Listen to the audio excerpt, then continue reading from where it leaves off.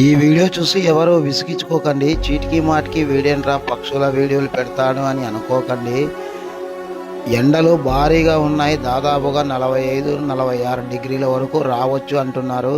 ఈ ఎండాకాలంలో ఈ పక్షులకి ఏమీ చిక్కవు కాబట్టి నా ధర్మం కొద్దీ వాటికి నేను ఫుడ్ పెడుతున్నాను. ఈ ఎండలకి మనమే బయటికి పోవాలంటే అగ్గిలో కాలు పెట్టినట్లుంటుంది.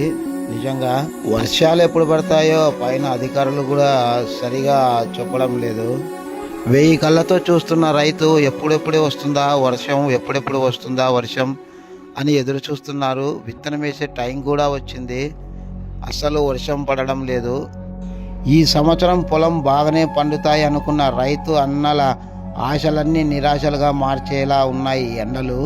ఏదైనా ఉంటే మార్నింగ్ టైంలోనే చూసుకోండి. ఎండలు భారీగా ఉన్నాయి. దయచేసి బయటికి వెళ్ళకండి ఎండలకి. ఎక్కడ చూసినా అన్యాయమే, ఎక్కడ చూసినా అన్యాయమే. న్యాయానికి కాలం లేదంటారు కదా, ఇదేనేమో నిజంగా.